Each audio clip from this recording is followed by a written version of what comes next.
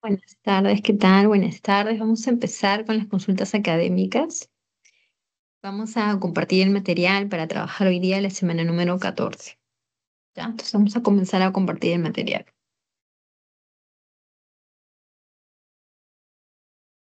Bien, entonces hoy día vamos a trabajar la semana 14 que corresponde a Historia del Perú. Vamos a abarcar todo lo referente a la reconstrucción nacional hasta el oncenio de Leguía. Bien, vamos a empezar entonces con lo referente a la la República Aristocrática no, la reconstrucción nacional. A ver, la reconstrucción nacional es aquel periodo que inicia después de que termina la guerra con Chile, ¿no? Aquella guerra que pues se desarrolló en nuestro territorio, fue una guerra donde nosotros nos vimos involucrados por un tratado de alianza que firmamos con Bolivia unos años antes que la guerra iniciara. Y es una guerra pues que nos dejó no solamente una derrota por pérdidas de territorio, ¿no? O por daños económicos, sino que también fue una guerra que nos dejó con una moral, pues, por los suelos, ¿no? Lo que significó la guerra para nosotros abarcó más que un daño económico, sino más bien fue un daño, ya moral, porque el chileno, ¿no? Los chilenos eh, ingresaron en nuestro territorio, estuvieron en nuestra capital y desde aquí, ¿no? Desde aquí mismo ellos nos enfrentaron, eh, ocuparon Lima hasta el año de 1884, en el que la guerra, pues, bueno, 83 en que la guerra termina, ¿no? Y 84 ya se firma el Tratado de Ancón.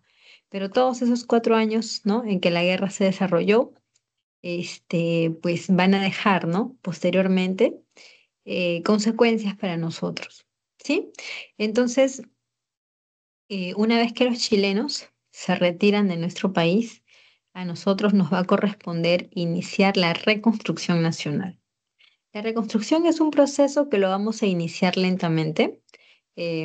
Bueno, para algunos, estos primeros años después de la guerra no van a haber mayores cambios o mejoras, ¿no? Significativas, solo algunas medidas que van a tratar de poco a poco, pues, ir dejando atrás, ¿no? La derrota.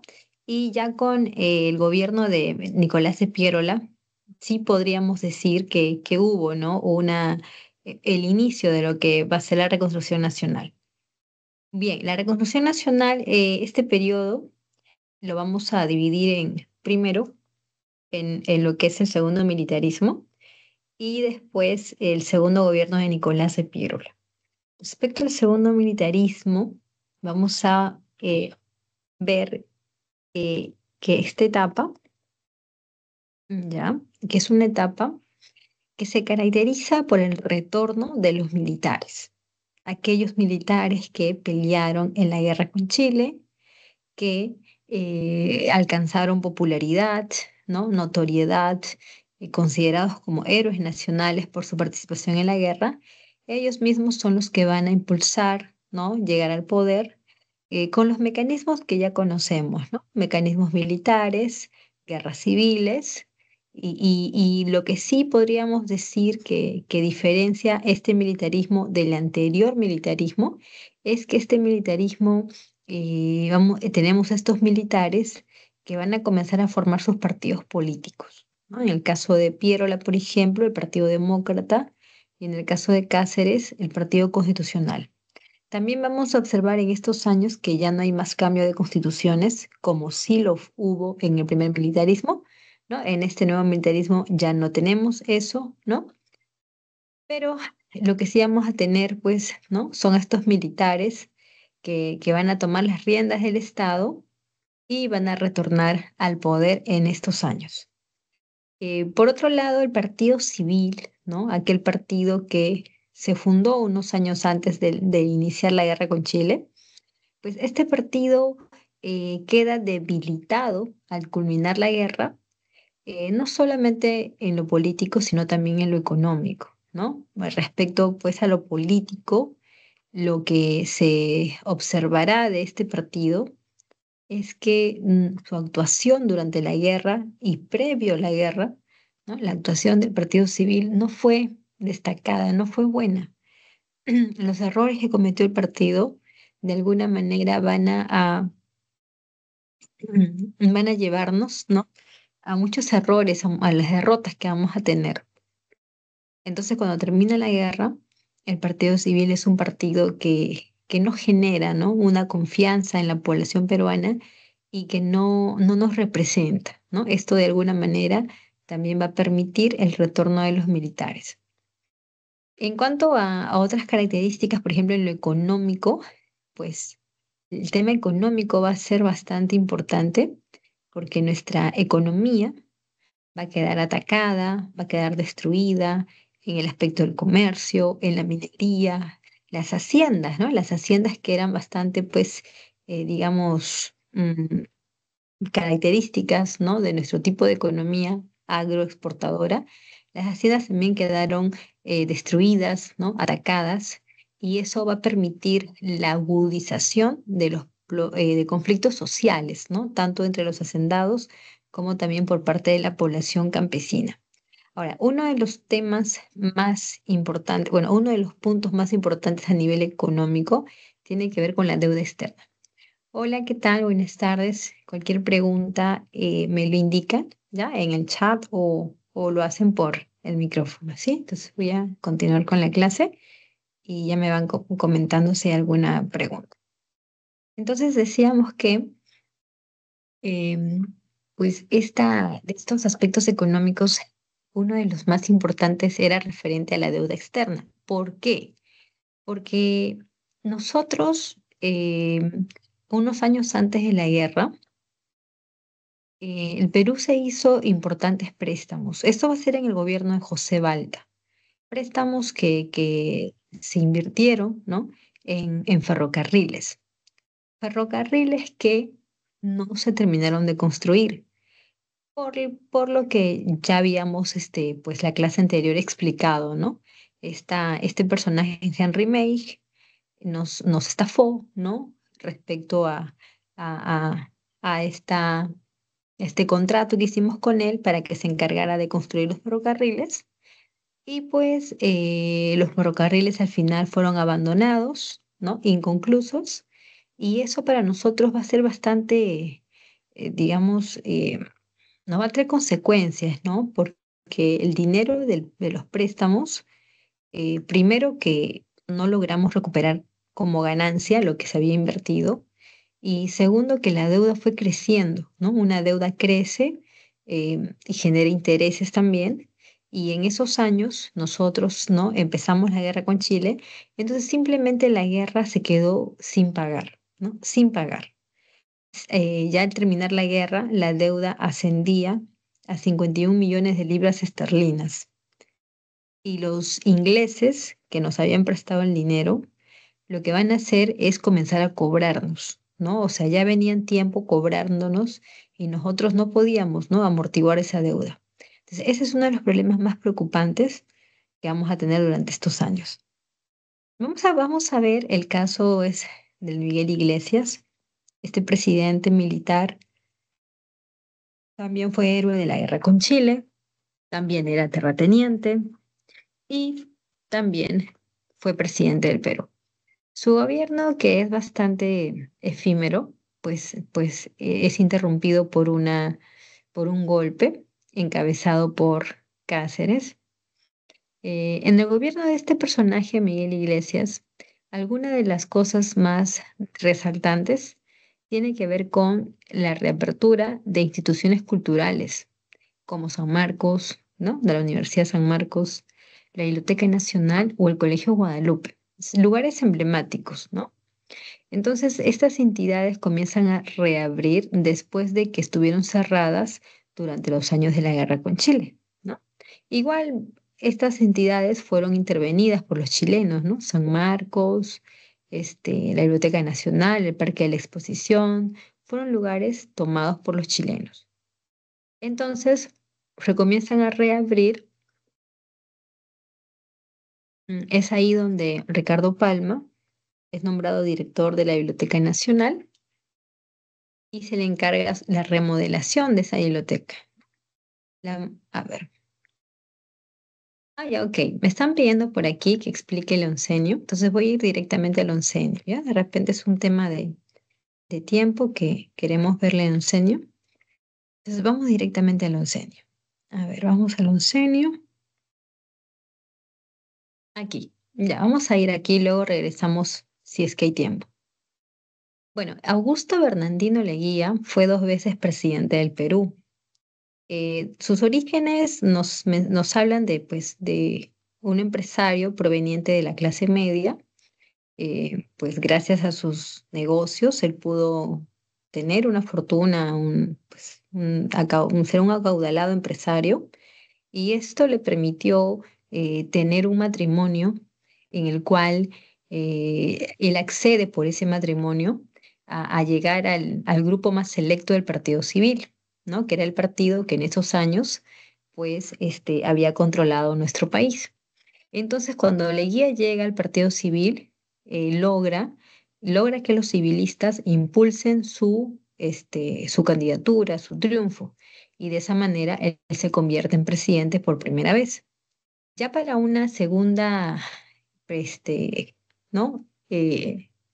Digamos, elección o esta segunda oportunidad de su llegada al poder, Leguía lo hace mediante un golpe de Estado, ¿no? O sea, elecciones se convocaron. El candidato favorito era Antero Aspíllaga, que pertenecía al Partido Civil. Y por otro lado estaba Leguía, que si bien no tenía pues los votos, ¿no? No tenía los votos como para ganar, pero pues iba a ser, ¿no? Iba a estar dentro de esa contienda electoral, ¿no? Bueno, Leguía, él sabía muy bien que así tuviera la mayoría de votos, el Congreso peruano no le iba a permitir su triunfo, no se lo iban a aceptar, iban a buscar la manera de rechazarlo. Es por eso que Leguía opta por dar un golpe de Estado al presidente José Pardo Ibarreta. Después de este golpe de Estado, Leguía logra legitimar su poder, ¿no? Convocando elecciones, donde logra ganar estas elecciones. Estamos hablando de su primer triunfo en 1919. Luego Leguía va a promulgar una nueva constitución en complicidad con un Congreso que ya estaba siendo controlado por él también, ¿no? Entonces, a partir de aquí comienza el ascenso de Leguía, ¿ya? Estamos hablando de un gobierno considerado como una dictadura, es una dictadura civil en manos de este personaje que durante esos 11 años se comportó pues como un ser pues, casi divino, ¿no? Leguía fue un presidente que estaba rodeado de mucha gente que lo apoyaba por intereses, obviamente, ¿no? Había formado Leguía toda una burocracia bastante grande, muy extensa, ¿no? Su gobierno, el oncenio, es pues conocido por todo el crecimiento estatal que hubo, ¿no? Por la burocracia que creció muchísimo. Entonces es una dictadura civil que va a lograr conservar el poder siendo reelegido. Primero, 1919 fue su primera elección, luego se reelige en 1924 y luego vuelve a reelegirse en 1929. Eh, la manera en que Leguía volvía a reelegirse una y otra vez era teniendo un Congreso sumiso, ¿no? Un Congreso sometido por él. Y en ese sentido, pues como te decía, Leguía tenía gran poder, ¿no? Por algo es que se menciona que era una dictadura. Entonces, Leguía tenía mucho poder y él va a lograr unirse a la clase media, a los que les va a dar bastantes ventajas, les va a incluir en el gobierno, ¿no? Les va a aperturar espacios políticos, ¿no? Públicos a la clase media para que puedan consolidarse como sector social. Ahora, Leguía utilizó la palabra la patria nueva. No es una palabra suya, pero sí es una palabra que él la va a popularizar Y al usar esta palabra, lo que Leguía está diciendo es que su gobierno iba a ser algo nuevo, algo diferente, algo mejor, en comparación con lo que fue, ¿no? La etapa anterior de la República Aristocrática. Que como ya sabemos, ¿no? La República Aristocrática fue una etapa de mucha convulsión social, en el que los campesinos y obreros constantemente reclamaron, ¿no? Por sus derechos laborales, por injusticias y abusos. Entonces, para Leguía, su gobierno iba a representar una etapa diferente, distinta, ¿no? A lo que significó esos años de la República Aristocrática.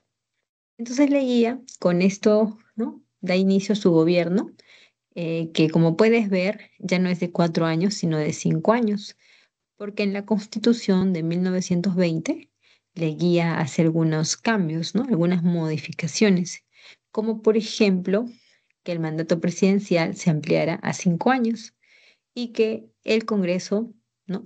se renovara cada 5 años, ¿no? Ya no pues como lo era antes, ¿no? Que el Congreso se renovaba por tercios. Ahora la guía va a establecer que el Congreso sea renovado cada 5 años, al igual que el mandato presidencial. Entonces, como característica de su gobierno, primero tenemos el tema con los civilistas. Desde su primer gobierno, Leguía ya había roto con ellos, ¿no? Leguía había roto con los civilistas, pues por las cosas que estamos mencionando, ¿no? Que los civilistas, pues, no lo querían a Leguía en la presidencia y Leguía, mediante un golpe, lo llegó a concretar, ¿no? Primero, pues, tomando el poder por la fuerza y luego ya, pues, legitimándolo mediante elecciones. Entonces, hay toda una ruptura con el partido civil, los que sí iban a ser aperturados y apoyados con la clase media. Y respecto a a la clase indígena, ¿no? Leguía no tiene un mayor pronunciamiento, excepto algunas, podría decirse, este, au- algún tipo de reivindicación, no es exactamente lo que Leguía va a hacer, pero sí Leguía durante su gobierno le va a dedicar un poco de atención a los indígenas, ¿no? Prometiéndoles que iban a mejorar sus condiciones. Entonces, con los indígenas, pues no hubo un verdadero acercamiento, ¿no? Una verdadera intención de protegerlos. Pero en teoría, ¿no? En teoría Leguía sí eh, dejó dicho, ¿no? Que él se preocuparía y tomaría acciones contra estos grupos, con los grupos indígenas. Y también el gobierno de Leguía significa modernización. Modernización, ¿cómo así? ¿Por qué? Por las inversiones que van a llegar, también pues por la, la dependencia que teníamos, ¿no? Con, con los capitales norteamericanos. Y lo de régimen populista, pues es básicamente por todas las promesas que Leguía, pues, este, va a tratar de, ¿no? De utilizar para llegar a la población. O también, pues, es un régimen como no está con la clase civilista, entonces se le toma como un gobierno más con el pueblo, porque el pueblo está conformado por indígenas, por campesinos, ¿no? Y también, pues, por la clase media, que también era parte de la clase popular. Ahora, en el caso, vamos a ver, en el aspecto político, como te mencionaba, estamos ante un gobierno autoritario que llegó al poder mediante un golpe de Estado, luego cambia de constitución en 1920. Y esta constitución, como te estaba mencionando, trae pues lo que es la presidencia pues con una duración de 5 años. También está el tema del voto de confianza, ¿no? Que los ministros daban al Congreso. Bueno, que los congresistas daban a los ministros, ¿no? Y también el tema de las municipalidades que desaparecieron porque en su lugar se crearon unas juntas de notables a través de las cuales Leguía podía intervenir para poder nombrar a los designados, ¿no? Por cada municipio, ¿no? Entonces, o más que municipios, se les llamó Junta de Notables. En cuanto al tema de estos partidos considerados como de masas, estamos hablando de estos dos partidos, el socialista y el partido aprista, que van a tener una presencia política muy importante en nuestro país, ¿no? Ellos van a lograr canalizar, representar, ¿no? Ser la voz de aquellos sectores, pues, que nunca antes fueron escuchados, como lo van a hacer, ¿no? Entonces, ¿cuál es, digamos, la ideología, ¿no? Del APRA? El APRA es un partido no peruano, sino mexicano, que significa eh, Alianza Popular Revolucionaria Americana, ¿no? Entonces, este, este partido, que se declaró antiimperialista y antiburgués, lo que va a hacer es buscar, digamos, formar un frente de trabajadores de todo América. ¿Y para qué? Pues para poder hacer un cuerpo en contra de los intereses del capitalismo norteamericano o nada más pues el capitalismo, ¿no? que se, que se vivía durante esos años. Entonces, si leía, ¿no? Aya de la Torre pensaba que si nosotros nos juntábamos, ¿no? Nos lográbamos juntar, íbamos a lograr contrarrestar los privilegios, los avances de los sectores, pues que eran de clases altas, ¿no? Entonces, esta es la propuesta del APRA y la propuesta del Partido Socialista de José Carlos Mariátegui es pues la propuesta de una ideología extranjera, porque sabemos que el Partido Aprista pues no es un partido peruano, ¿no? Pero vamos a ver que su, su ideología es una ideología importada de Europa, ¿no? Porque el socialismo viene de allá.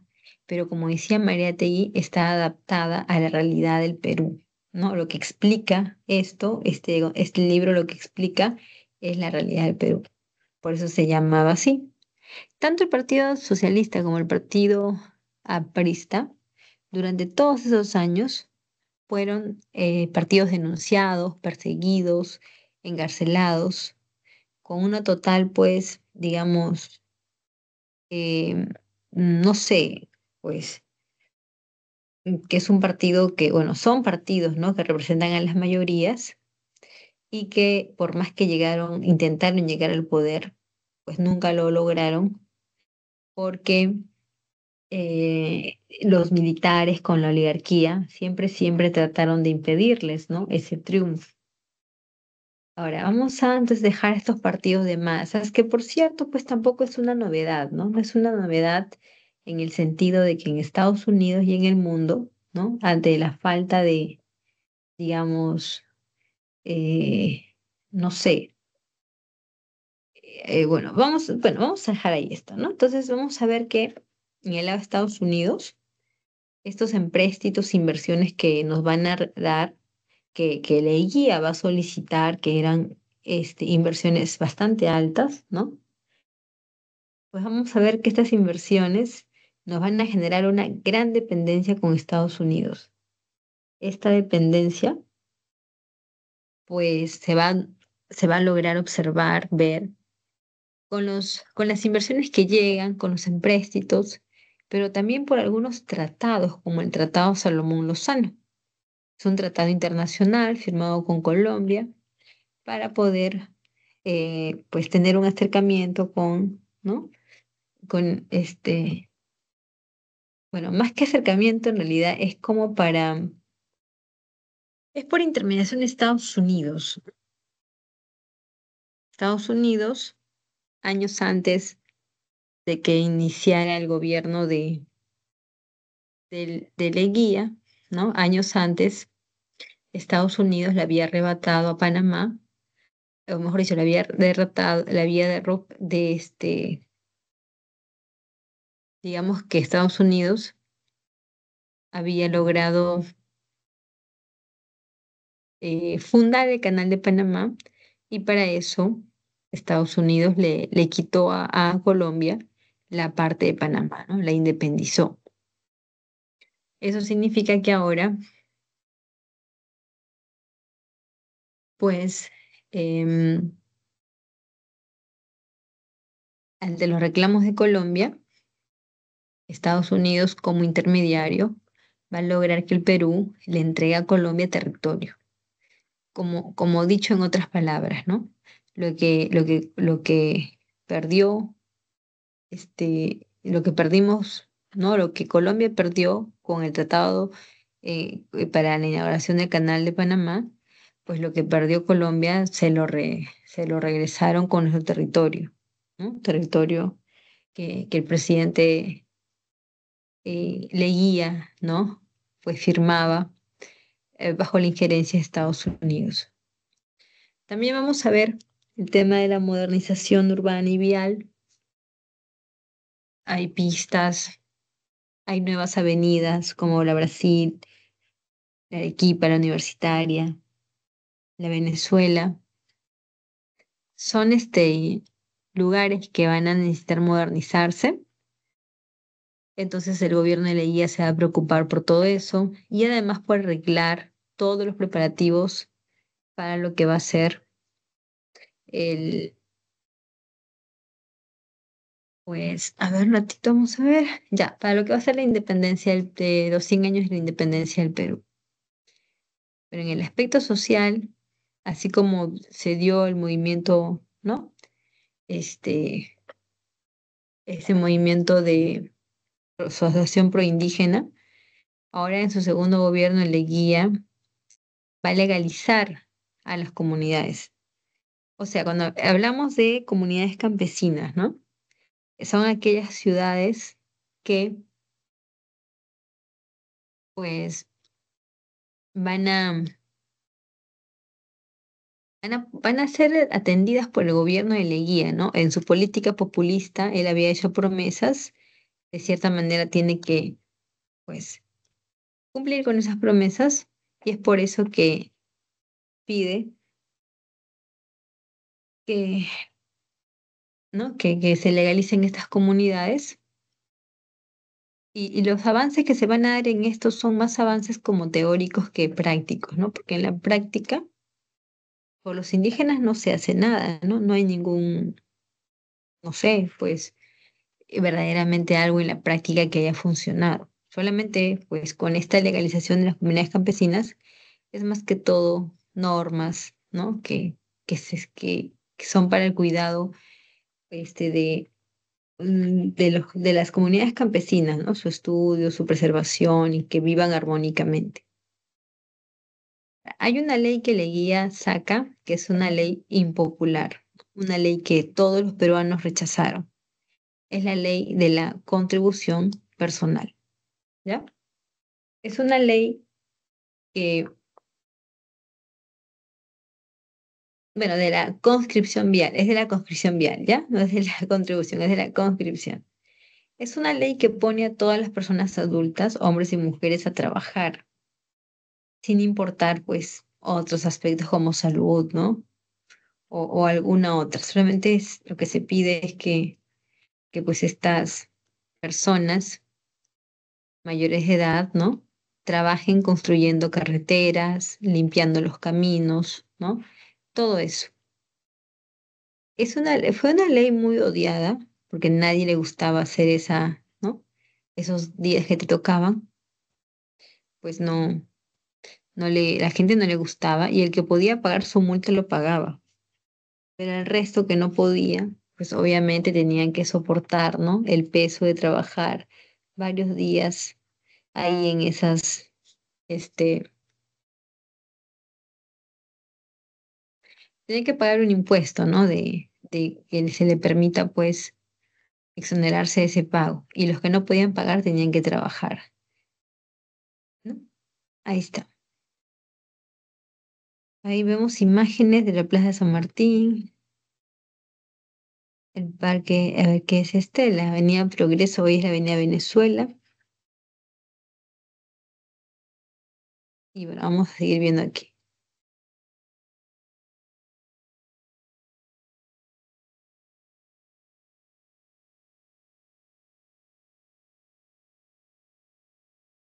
¿Qué más tenemos por aquí? A ver, el laudo de París.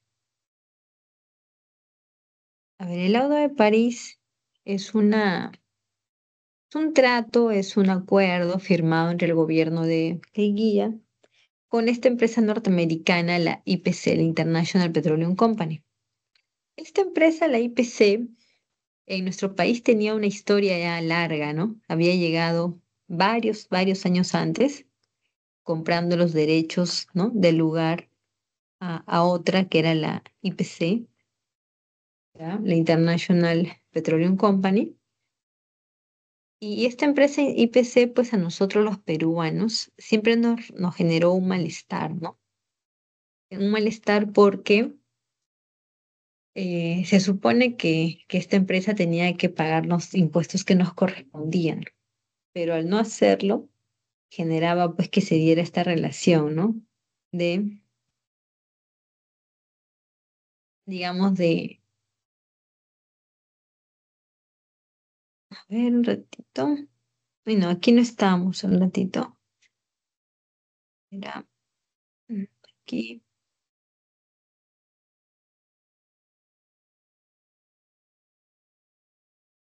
Ya vamos a dejarlo por aquí. Entonces, le decía el laudo de París, ¿no? Que se firmó ese laudo donde la IPC era exonerada de pagar, ¿no? Cualquier tipo de impuestos, pues el tiempo que permaneciera aquí en nuestro país. También en estos años, recordemos que estamos celebrando los 100 años de la independencia y por lo tanto nos escatimaron gastos para pues invertirlas en muchas cosas, ¿no? Que pues que nos den un rostro más moderno, ¿no? Más, digamos, diferente, ¿no? A vísperas de su celebración de independencia. Cuando, cuando llegan esos, ¿no? Aquellos días en que teníamos que decidir cómo celebramos la independencia, hubo diversas colonias que nos llevaron regalos, los españoles, los franceses, los ingleses, los italianos. Nos llevaron diferentes, pues trajeron diferentes regalos para el Perú por motivo de celebrar sus 100 años de independencia.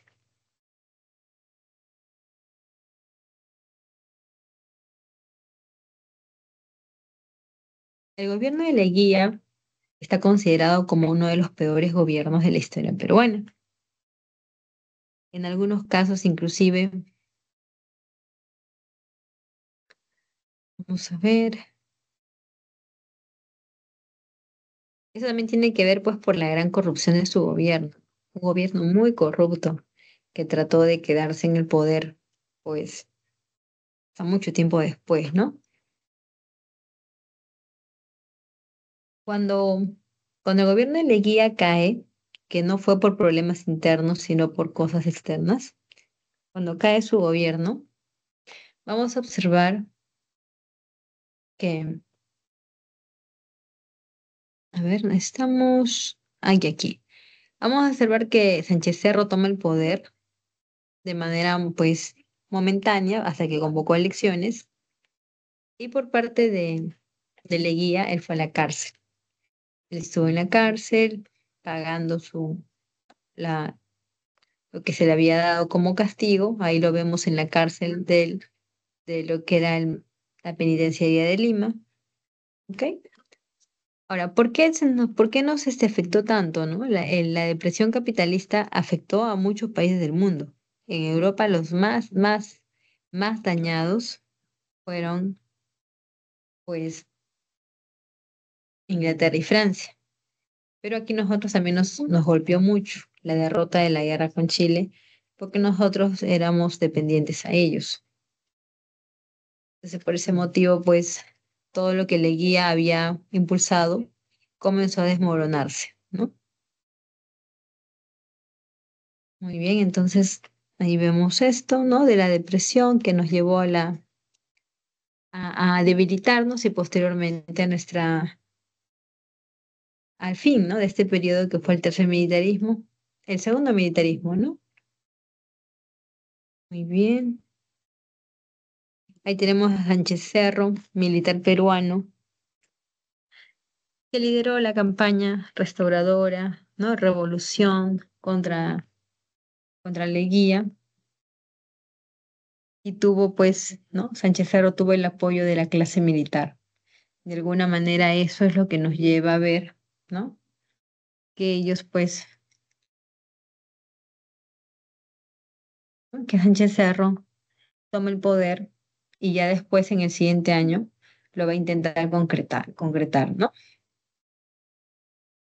Ahí tenemos el cuerpo de Leguía que fue embalsamado. Muy bien.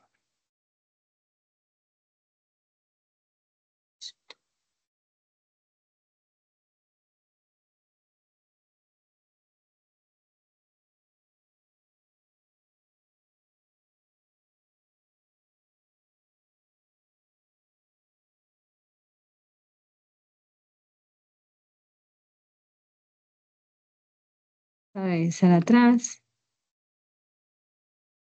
Aquí. Bueno, si no hay preguntas, vamos a ver lo del gobierno de Cáceres.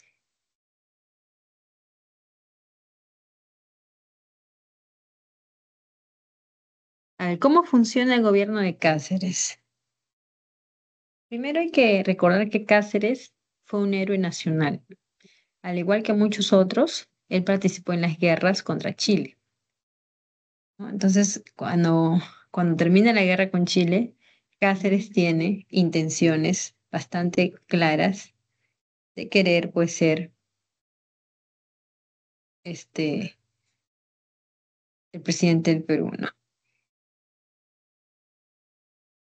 Cáceres logra fundar su partido político, que es el Partido Constitucional, y se une a los civilistas también.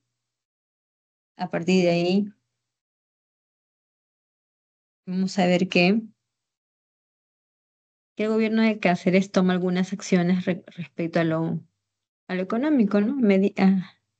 Toma acciones en lo económico. O, por ejemplo, el contrato Grace. Muy bien, como estaba mencionando,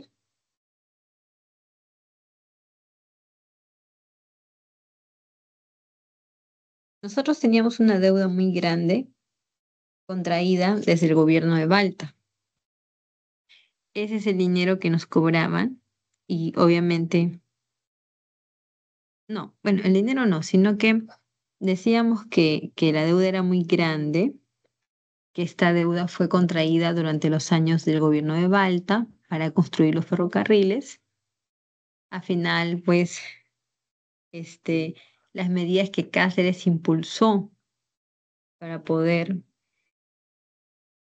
digamos, mantener la economía o mejorarla, ¿no? De lo que se encontraba, pues digamos que no resultaron, ¿ya? No resultaron.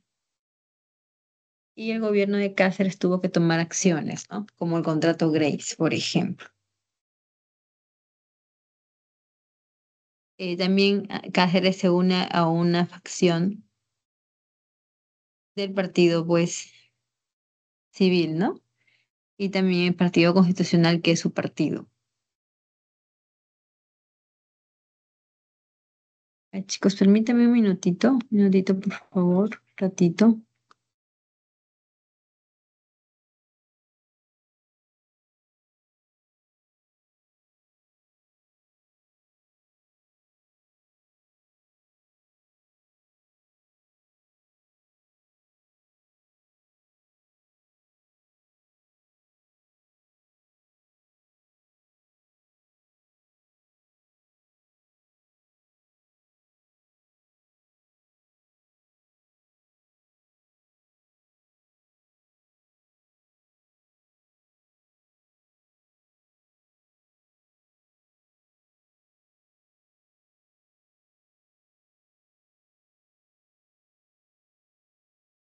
Ok.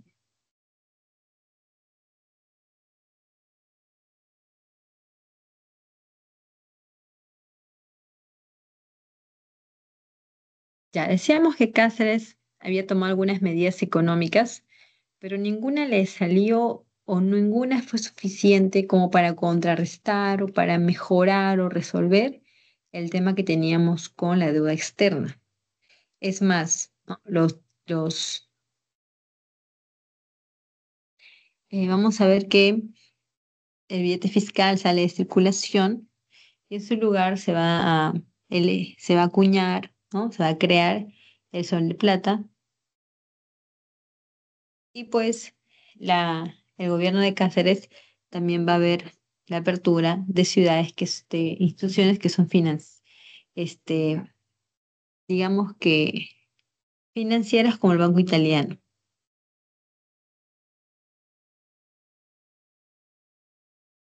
El Banco Italiano se va a formar aquí en el Perú por parte de la colonia italianos que vivían acá.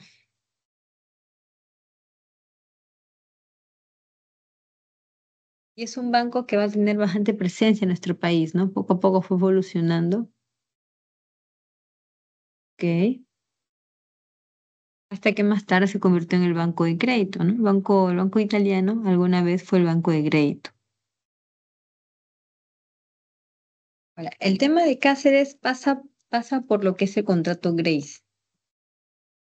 El contrato Grace es un contrato firmado entre el Congreso peruano y el representante de los dueños de nuestra deuda, lo que la historia peruana llama los tenedores de, este, de los bonos de la deuda externa.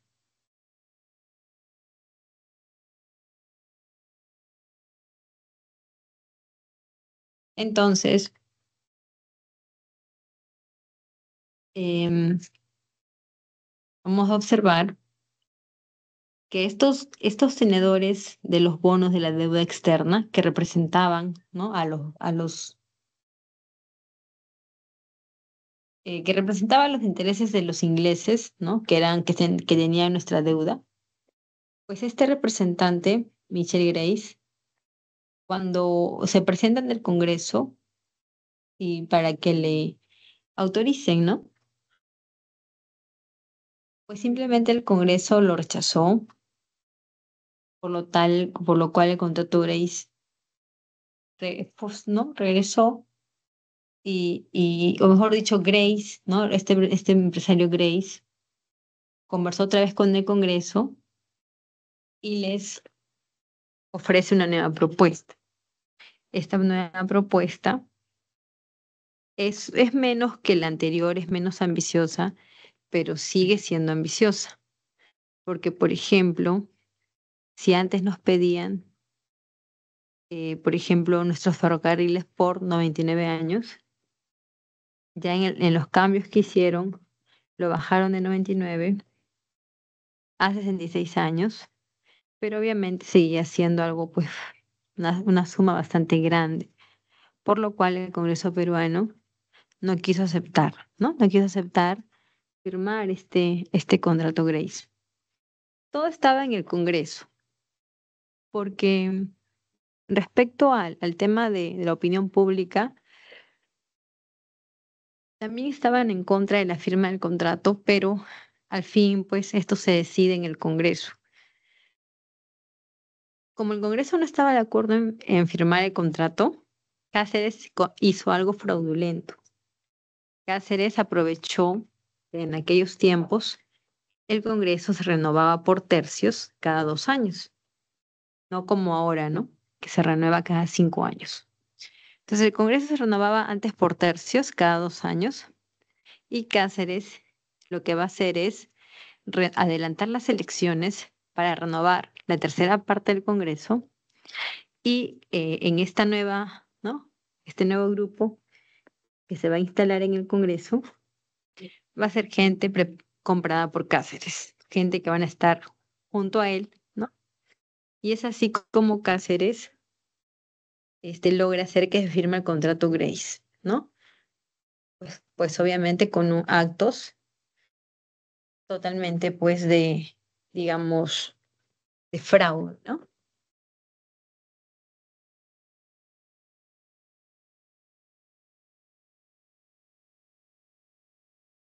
Vamos a ver si era una pregunta.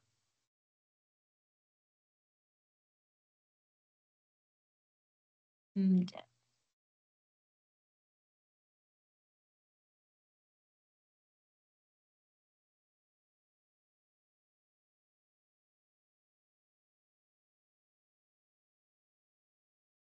También con Cáceres llega al Perú la London Pacific Petroleum. Esta empresa London Pacific Petroleum era una empresa inglesa que esta empresa era una empresa dedicada al rubro de petróleo. Entonces esta empresa lo que hace es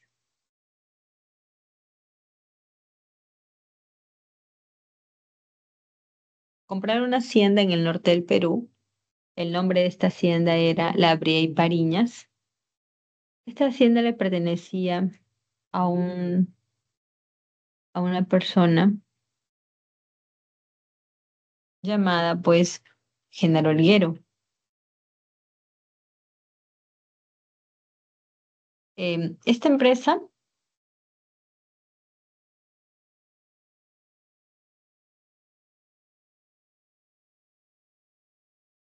Esta empresa, la London Pacific, llega al Perú y va a extraer el petróleo de la hacienda La Brea y Pariñas. Acá hay muchos problemas, ¿no? Porque para empezar, la London, cuando compra la empresa, la compra como empresa. Bueno, la hacienda la compra como hacienda. Significa que tú tienes que usar la hacienda como hacienda. No la puedes usar de otra manera porque eso implicaría, pues, redefinir, ¿no? El contrato de por medio, cuánto van a pagar de impuestos, ¿no? Y demás cosas, pues, ¿no? Entonces, vamos a observar que la London Pacific, pues, va a comenzar a explotar nuestro petróleo, pero sin tener los permisos correspondientes, ¿no? Solamente explotaba nuestro petróleo de manera ilegal ante los ojos sumisos de los presidentes. Entonces, la IPC estuvo acá en nuestro país durante varios años en esa situación y hasta que cuando la London Pacific se va al Perú, le vende todos sus derechos a la IPC, a la International Petroleum Company, que llega a nuestro país y con nosotros se va a generar, con los peruanos, ¿no? Una, un tema también de conflicto, ¿no? Por muchos años.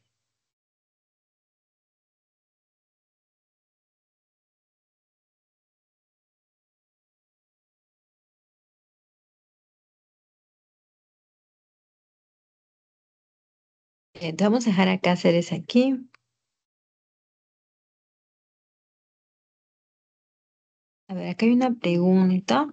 A ver, Cáceres llega a gobernar por segunda vez y hace algunas obras, porque en el libro dice que Pierola lo derrota, entonces si llegó a gobernar o no. Ya, oficialmente Cáceres tiene dos gobiernos. El primer gobierno concluye, ya, concluye para dar paso a Remigio, que era su amigo, era un militar que también participó en la guerra y que era su amigo aliado. Y hay que mencionar, ¿no? Repito, este dato lo repito, porque el plan de Cáceres ya estaba pues ya preparado. Cáceres impulsó la presidencia de Remigio Morales Bermúdez para que llegado el momento en que Remigio deje la presidencia, pues Remigio pudiera generar las condiciones necesarias para que Cáceres regrese a la presidencia. Entonces, ese era el plan. Entonces, cuando muere Remigio, ¿no? Faltando poco para que termine su gobierno, lo ideal, ¿no? El camino regular, pues era que el primer vicepresidente tomara el poder. pero en la práctica no fue así porque el segundo vicepresidente, que era Justiniano Borgoño, pasó por encima del primer vicepresidente, ¿no? Y lo nombran ahí presidente para que convoque elecciones.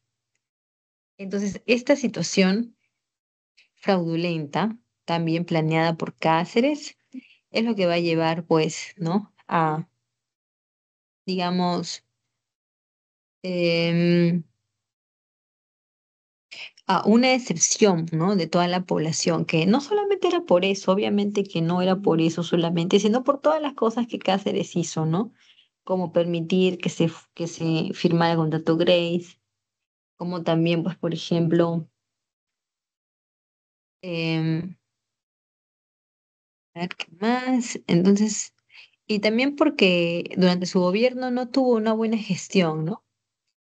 No tuvo un buen trato tampoco con los indígenas, ¿no? Con las clases medias. Entonces su gobierno culmina. Sí, sí, efectivamente Cáceres sí llega a gobernar por segunda vez, pero en su segundo gobierno ya no hay obras. Obras hay en su primer gobierno. En el segundo gobierno ya no hay obras porque, ¿no? La situación, pues se podría decir, fue muy rápida, muy efímero, entonces ya no se quedó nada. Solamente pues el recuerdo de que, pues, por algunos, ¿no? Algunos días él tuvo esa presidencia por segunda vez.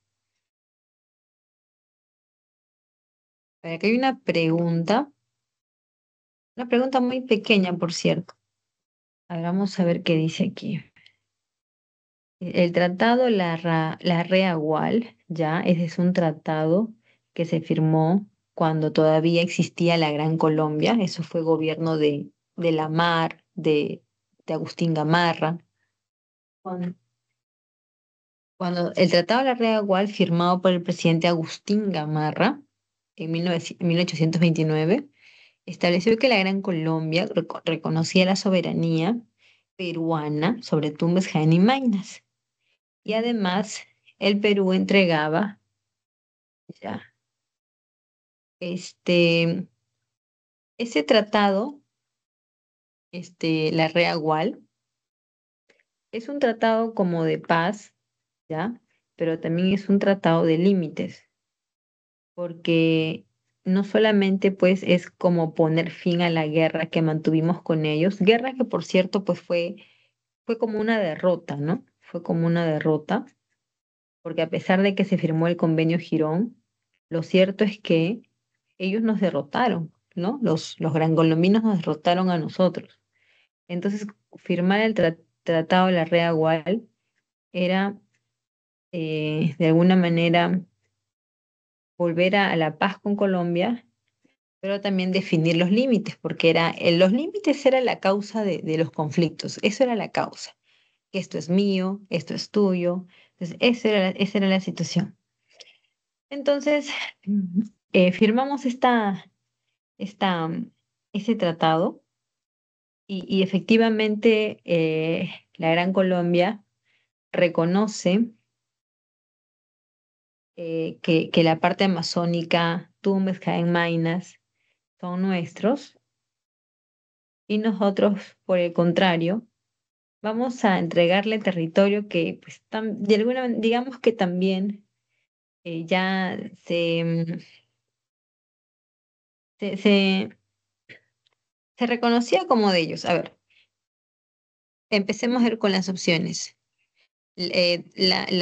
Comenzando por Leticia, Leticia no es lo que, no es lo que está aquí, no está en juego aquí, no tiene aquí razón de ser mencionada.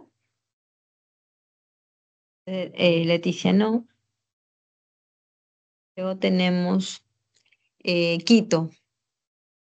Quito y Guayaquil tampoco, así las dos ya las descartamos porque son territorios que ya desde antes ya habían sido, pues, digamos, ya entregados a Colombia, o sea, ya eso era de ellos, ¿no? Por así decirlo. Ahora, el otro es la zona de Caquetá. Bueno, ahí tenemos ya situación que nos involucra porque Caquetá es un lugar, ¿no? Que está era peruano, pero también estuvo en discusión, ¿no? Por la Gran Colombia también fue una zona que se nos discutió. Y esta zona de Caquetá es la respuesta a la pregunta, ¿no? Es una zona que está en el límite de nosotros con bueno, con lo que era la Gran Colombia, ¿no? Estaba en todo el límite y por algún momento también nos perteneció, pero posteriormente ya aceptamos entregárselo a Colombia. Entonces, todos esos territorios amazónicos, bueno, Leticia, Putumayo, Caquetá, ¿no? Porque Guayaquil y Quito, como les digo, eso siempre fue de la Gran Colombia, entonces ahí no hay más que decir, ¿ya? Ya entonces dejamos esta pregunta que era más una pregunta de clave. Ajá. Ya, entonces, ya esta era la pregunta ahí. Y el convenio Girón. Ya, lo que pasa con el convenio Girón es que era el gobierno de Lamar, José Lamar, y nosotros teníamos pues la amenaza de Bolívar y la amenaza de Sucre. Bolívar en el norte y Sucre en el sur, en Bolivia. Entonces, para nuestra clase gobernante, ¿no? Para los militares, tanto Sucre como Bolívar eran dos personajes enemigos, porque estos dos señores, ¿no? Que gozaban de popularidad y que tú sabes que ellos son, pues, ¿no? Bolívar es el líder, ¿no? De nuestra independencia, o sea, eso sí está claro. Entonces, estos personajes eran fuertes, ¿no? Bolívar y Sucre eran poderosos. Entonces, la amenaza de ellos es que en algún momento nos quieran invadir, que en algún momento quieran entrar en el Perú para hacer realidad el proyecto que tenía Bolívar, el proyecto de la Federación de los Andes, ¿no? Que era un proyecto en el cual se buscaba integrar a Perú, a Bolivia y a la Gran Colombia en un solo estado. Y eso en manos de, pues, Simón Bolívar. Entonces, ante esta situación, la mar se apresuró y Lamar, sin tener el permiso del Congreso, Lamar ordena a las tropas a marchar hacia Bolivia, logrando derrotar a los bolivianos, ¿no? A Sucre, los logramos derrotar. Y luego con la Gran Colombia, ya no fue lo mismo, ¿no? Porque en la Gran Colombia nos derrotaron ellos. Entonces, al derrotarnos los gran colombinos, acá hay un camino que es aceptar nuestra derrota y firmar lo que ellos nos entreguen, ¿no? O aceptar las condiciones. Pero en este caso, lo que se va a firmar entre Perú y la Gran Colombia es el convenio de Girón. El convenio de Girón es un convenio donde la guerra se hace un paro a la guerra y se supone que sí iba a haber un diálogo para poder conversar sobre los límites, ¿no? Los límites fronterizos. Pero como tú sabes que esto iba a ser un diálogo, digamos, donde nosotros, más que los gran colombinos, o sea, nosotros en este diálogo teníamos que de alguna manera pues dar, ¿no? O sea, era una situación en la que nosotros estábamos en desventaja porque nosotros habíamos sido los derrotados. Entonces, si tú eres el derrotado, tienes que aceptar lo que te digan o lo que te pidan. Nosotros estábamos en esa situación. Desde el convenio Girón, que es un cese a la guerra, es un convenio en el cual vamos a buscar dialogar con Colombia, un entendimiento, pero que al fin y al cabo nos ponía debajo de ellos porque nosotros éramos los derrotados. Entonces, esto para muchos, incluido Agustín Gamarra, esto fue considerado como una gran derrota, pues, ¿no? Una gran derrota y más que la derrota, era mostrar debilidad ante los chilenos. Bueno, chilenos no, sino ante los gran colombinos. Eso era, ¿no? Mostrar debilidad ante ellos. Entonces, Agustín Gamarra, pretextando, ¿no? Usando como pretexto lo del convenio Girón, le va a dar un golpe de Estado a la mar, ¿ya? Y eso es lo que va a pasar, pues, ¿no? Que con en este convenio Girón. Bien, entonces vamos a ver si hay otra pregunta, me avisan. Hay una pregunta más.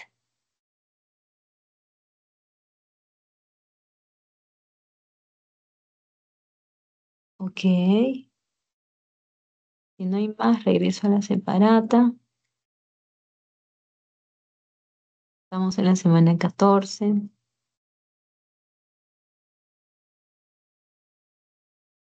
Voy a volver a la separata.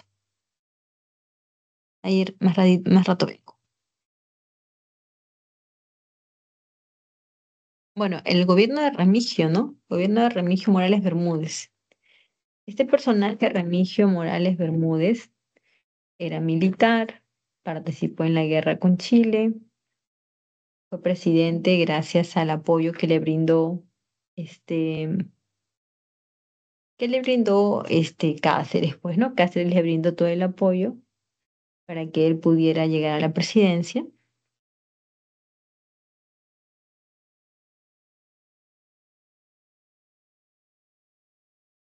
Y lo más importante de su periodo de gobierno tiene que ver con lo que va a pasar con Chile, sacando pues un poco haciendo la sumatoria de años, desde que se firmó el Tratado de Ancón hasta el gobierno de Remigio, ya pasaron 10 años. 10 años en los que,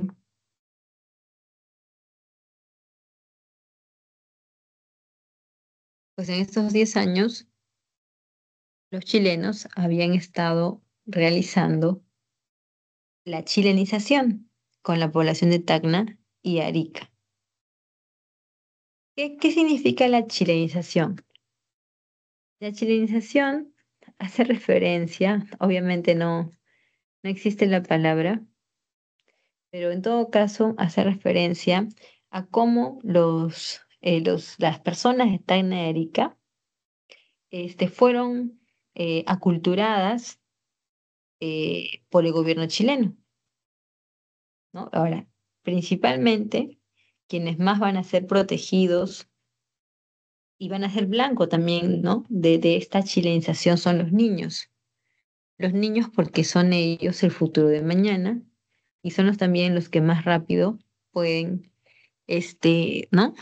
Eh, cambiar y dejar atrás sus lazos con el Perú. Entonces,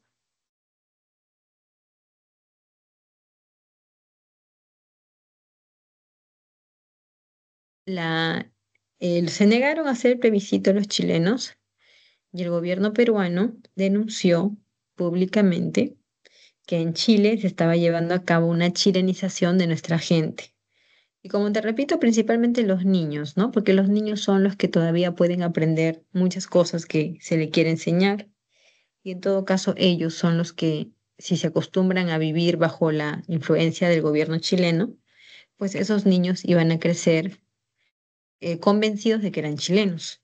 Entonces, cuando se diera el plebiscito, ¿no? Cuando se hiciera la consulta popular y se le preguntara a la gente con qué, ¿no? Dónde se querían quedar, la idea era que la gente respondiera pues quedarse con Chile. Ese era el motivo por el cual se realizó la chilenización.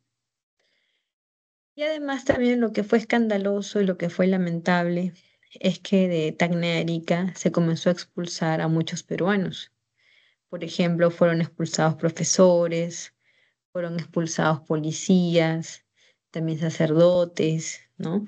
Y algunas autoridades menores que fueron expulsados de Chile ante esta nueva situación, ¿no? Entonces, ahí tenemos pues todo lo que pasó con Chile durante esos años a causa de las provincias de Tacna y Arica. También vamos a ver que se concluye y inicia funcionamiento del ferrocarril central, un ferrocarril que desde la Sierra Central hasta Lima trae pues este cargamento, ¿no? Trae de la minería.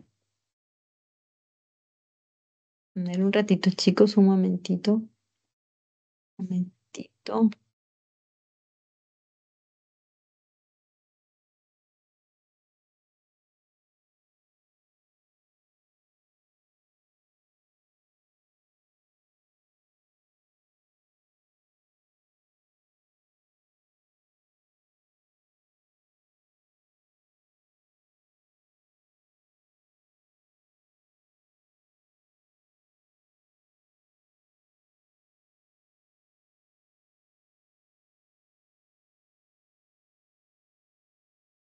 Ya, ok. Entonces, aquí tenemos entonces, ¿no? Que se dio esta chilenización por parte del gobierno chileno y también pues que se concluye el ferrocarril central, que es un ferrocarril que hasta el día de hoy sigue funcionando y que fue obra de la Peruvian Corporation, ¿no? La empresa inglesa que llegó al Perú y que pues se comprometió a finalizar con los tramos que faltaban de este ferrocarril. Cuando muere Remigio, va a ocurrir algo pues fraudulento porque al morir un presidente, lo regular es que el primer vicepresidente sea nombrado, ¿no? Pero en este caso fue nombrado el segundo vicepresidente, pasando por encima del primer vicepresidente. Este acto, ¿no? De fraude lo va a impulsar Cáceres para poder regresar a la presidencia. Y Cáceres, pues, va a usar este mecanismo, el cual, pues, va a ser criticado por todos los peruanos. Porque no queríamos a Cáceres, ¿no? Después de que había firmado el contrato Grace, la población peruana ya no quería a Cáceres otra vez como presidente. Ah, entonces,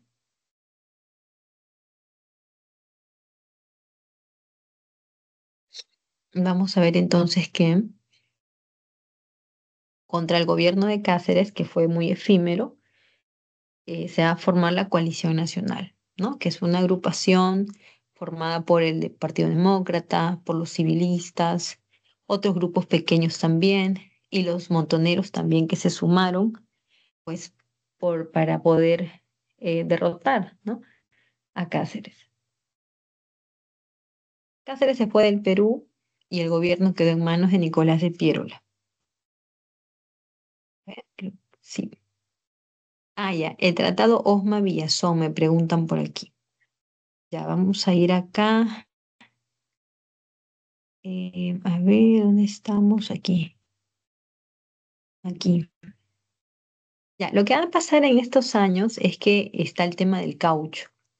El caucho era un recurso que estaba en todo su furor, ¿no? Porque lo usaban para las industrias, para poder elaborar, ¿no? Los neumáticos. Entonces, aquí en Sudamérica, en la Amazonía, se descubre, ¿no? Se descubre, pues, que hay este recurso del caucho, esta materia prima, y el caucho estaba para ser explorado. O sea, en esta región de la Amazonía podía haber o podía ser que no había. Estaba para ser buscado, explorado. Entonces, en la Amazonía de Brasil había bastante. En la Amazonía de Perú también había bastante. Y en la Amazonía, que era territorio nuestro, que colindaba, ¿no? Con Bolivia, ya en esa zona amazónica fronteriza con Bolivia, se pensaba que también había caucho. Eso es lo que se pensaba. Al final se descubrió que no había. Entonces, en esos años Bolivia va a intentar quitarnos ese territorio pensando que era una zona con presencia de caucho. Ese era el objetivo. Entonces Bolivia nos comienza a hacer estos reclamos ante los cuales nosotros vamos a firmar el tratado Osma-Villazón. Es un tratado que no resuelve nada, o sea, no se decide nada, si es nuestro, si le damos a Bolivia, o sea, no se decide nada de eso. Bien, lo que se va a acordar en este tratado Osma Villazón, claro, Osma Villazón, es que eh, se va a encargar a otra persona, bueno, más que personas como otro dignatario, ¿no? A este presidente de Argentina, me parece que era Julio Roca, se le va a encargar que él dé como como que una propuesta, ¿no? Que él pensara como intermediario en alguna forma de solución a este problema entre Bolivia y Perú. Entonces, en Osma Villazón solo se encargó eso. No entregamos territorio, no hubo guerra, pero sí se le encargó, pues, digamos, eh, al presidente de Argentina se le encargó que pueda ser mediador en este problema fronterizo y que pues pueda dar un veredicto, pero después, ¿no? En el futuro. Así que el problema quedó ahí. No hubo una solución en ese momento, no lo hubo. Ya después, en Polo Sánchez Bustamante, ahí se concreta esto. Si digamos que si los bolivianos reclamaron este territorio, con Romaña no lo entregamos, pero con Leguía, en su primer gobierno, ahí sí lo entregamos. ¿Ya? Ese es un poco lo que va a ser el proceso, ¿no? De las ambiciones de Bolivia sobre nuestro territorio. Ya, entonces estábamos por aquí, estábamos hablando de Piérola, pues, ¿no? Ahí tenemos a Piérola en su segundo gobierno. El segundo gobierno de Piérola es un gobierno bastante estable, en el que van a ocurrir muchas cosas buenas para nuestro país, como el boom del azúcar, como por ejemplo modernizar nuestro ejército, crear el Ministerio de Fomento, ¿no? La libra peruana de oro. Son cosas positivas a nivel económico que Nicolás de Piérola lo va a lograr impulsar. Pero también hay otras cosas que pues van a generar, ¿no? Hay intereses puestos, como por ejemplo que el señor Cáceres, no, Piérola, se une a los civilistas. Y al hacer esta unión, Piérola tiene que compartir el poder con ellos. Por eso es que los civilistas, ¿no? Los integrantes del Partido Civil, los civilistas, durante esos, digamos, mm, por aquellos tiempos, ¿no? Los civilistas apoyaron a los presidentes, ¿no? Primero a Cáceres, ¿no? Ahora a Piérola, porque los civilistas esperaban pues también apoyo. Entonces se inicia digamos, se dio inicio, ¿no? O resurgió más que todo en los latifundios. La oligarquía agroexportadora también resurgió por el apoyo que Pierola le entregó a los civilistas, ¿no? Para colocarlos no solamente en los distintos puestos de poder, sino también para colocarlos en los principales ministerios y darles beneficios. Entonces, tenemos primero esto, ¿no? De la alianza con los civilistas. Luego tenemos el tema económico con el boom del caucho y el boom del azúcar. Dos productos que en esos años tuvieron una gran venta. ¿Por qué, verdad? Bueno, lo del azúcar, que no te sorprenda, porque se supone que azúcar nosotros siempre hemos vendido. Siempre hemos vendido azúcar de la parte norte del Perú. Pero en esos años vamos a ver que Cuba estaba enfrentando su guerra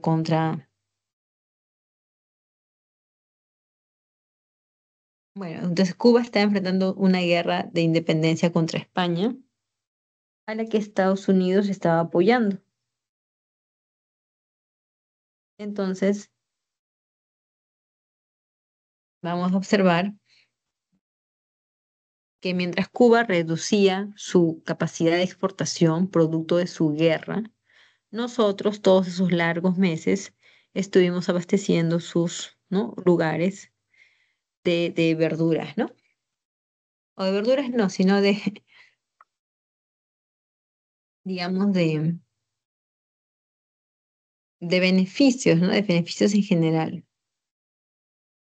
Por la parte de lo militar, se contrata y llega al Perú la misión Clement, una misión militar francesa que fue, pues, ¿no?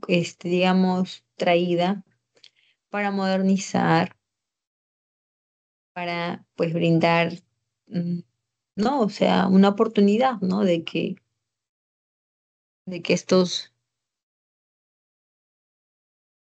de esta escuela militar pudiera modernizarse. A ver,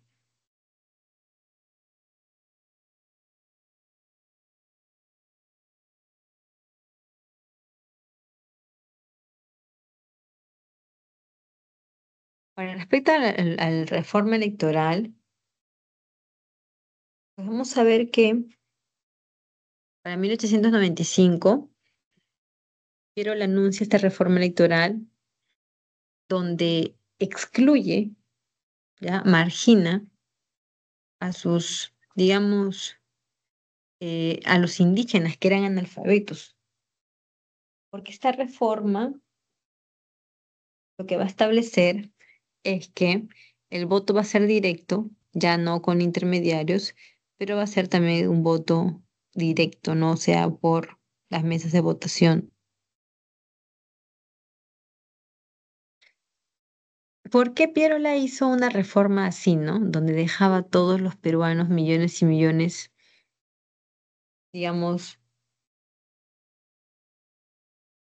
mm, una reforma electoral para perjudicar a la población indígena? Eso se puede ver, porque los electores todos tenían que ser alfabetos y los indígenas no eran alfabetos, pues. Bueno, por otro lado, se da este estanco de la sal. El estanco de la sal, como ya lo hemos explicado antes, es recurrir a la venta exclusiva de un producto, llámese sal, llámese pólvora, llámese, no sé, pues, qué más, algo valioso. Hay productos, ¿no?, que eran de lujo o costosos también. Entonces, salir, o sea, encabezar ese estanco de la sal tenía como propósito juntar dinero para poder pedirle a Chile que se realice el plebiscito y si ganaban, pues entregáramos, ¿no?, nuestra, digamos, o sea, la idea era que la sal no tuviera intermediarios para que toda la ganancia pasara a manos del gobierno central y a partir de ahí proporcionar, ¿no?, a los compañeros, o mejor dicho, para poder darle a los chilenos, ¿no?, su indemnización, ya que nosotros pensábamos recuperar Tacna de Arica.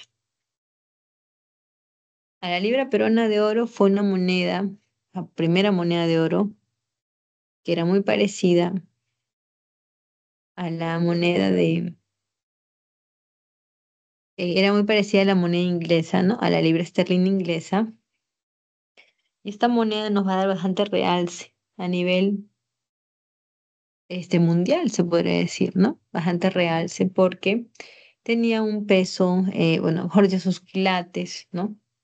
Eran pues de unas, de una característica bastante cercana a la de los ingleses. Ya posteriormente, la libra peruana salió de circulación porque la gente comenzó a guardársela aquí en el Perú, ¿no? Y el Ministerio de Fomento, que fue un ministerio a través del cual se iniciaron muchas obras públicas, ya, y también de beneficencia, y también de, no sé, de todos muchos otros aspectos, ¿no? De muchos aspectos. También hay migración japonesa, porque recordemos que el siglo XIX es un siglo donde hay muchas migraciones, comenzando por los chinos, los alemanes, ingleses, no sé qué más, italianos, ¿no? Que hicieron su propio banco, y los japoneses también, ¿no? Que llegaron acá para muchos de ellos quedarse y formar pues ahí sus descendencias.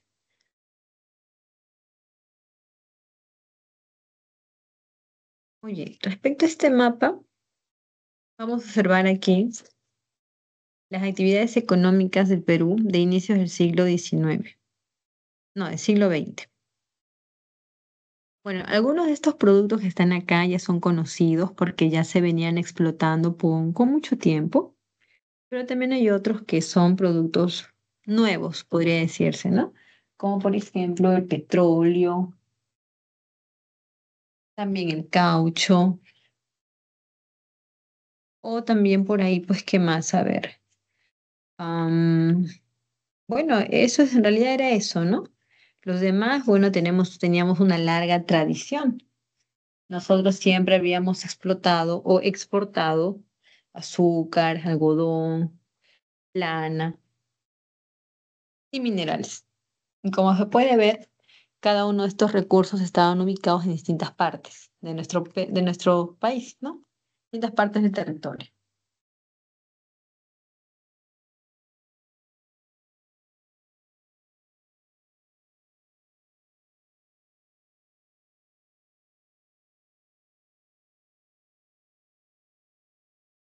Ahí tenemos, por ejemplo, el petróleo de esta hacienda, la Brea y Pariñas.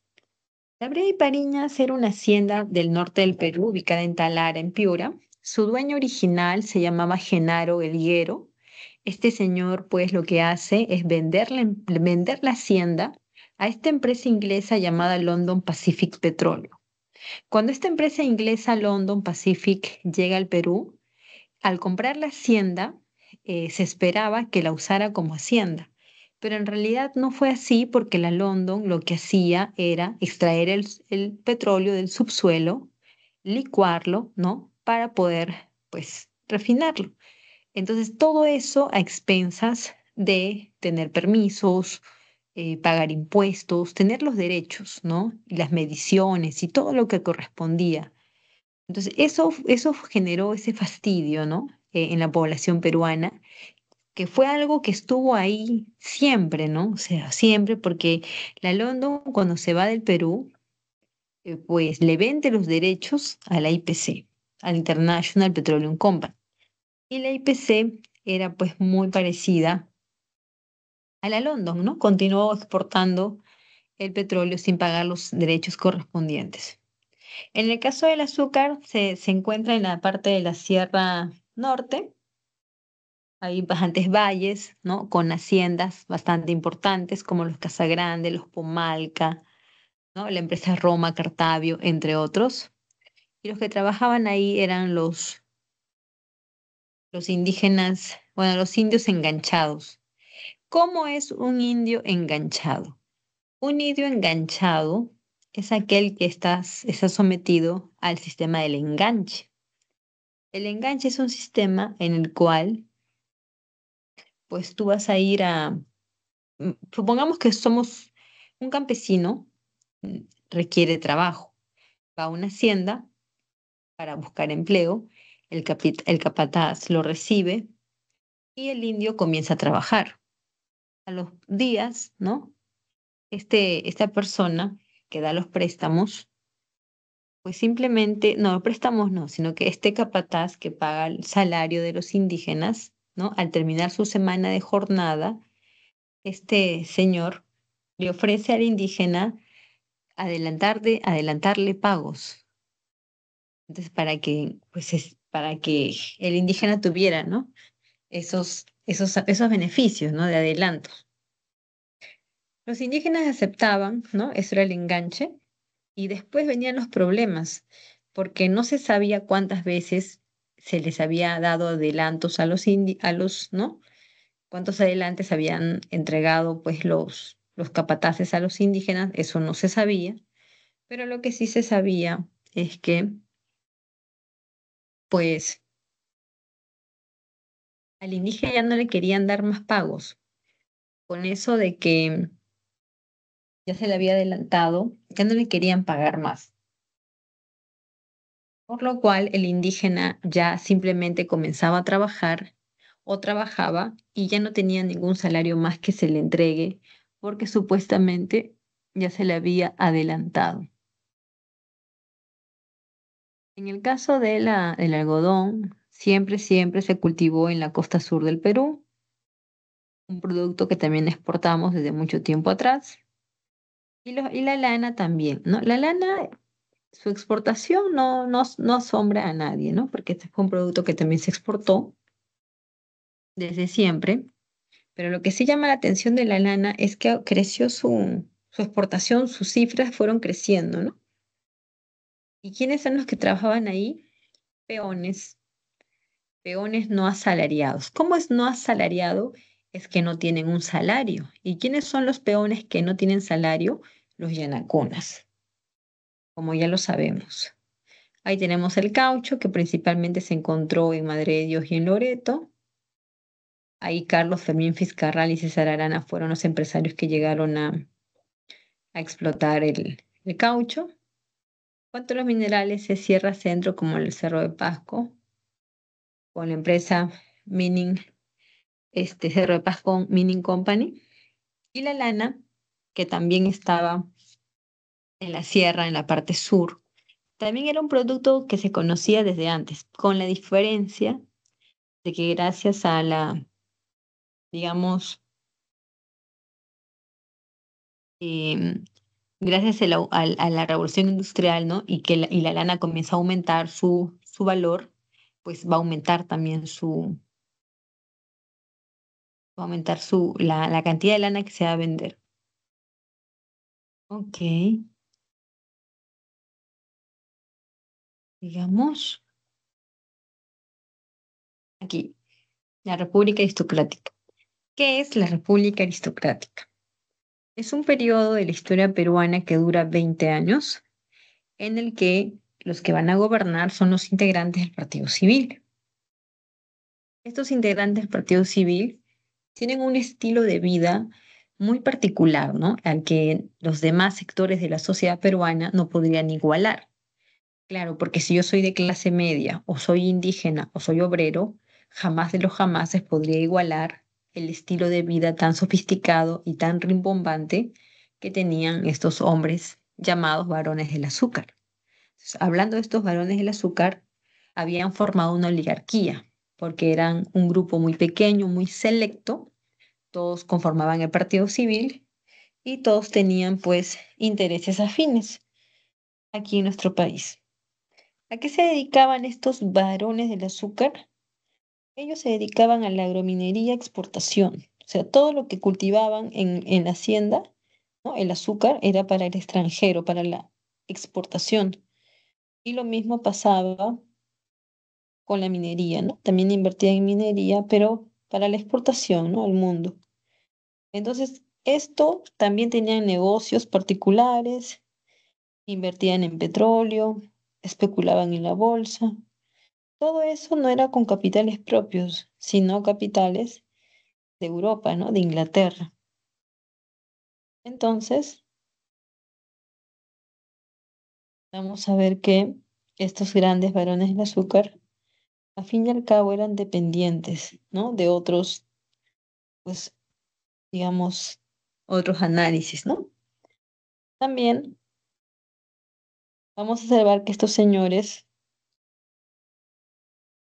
durante sus años de gobierno, no lograron dar apertura a ningún sector social, ¿no? Solamente ellos eran los que ocupaban todo.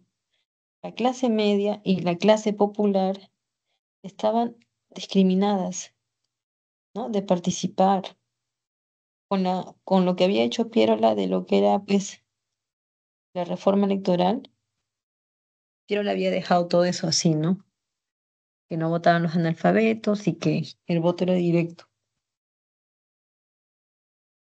Entonces vamos a ver que, además de estos aristocráticos del Partido Civil, también tenemos a los gamonales. El gamonal no es igual que el oligarca. Si el oligarca extrae azúcar, el gamonal lo que hace es exportar lana. Si el gamon, este, el oligarca tiene apellido rimbombante, pues los gamonales no siempre tenían eso, ¿no? Y más bien los gamonales, muchos eran mestizos. En cambio, en los sectores de la aristocracia, bueno, de esta aristocracia limeña, pues la ascendencia de ellos era europea.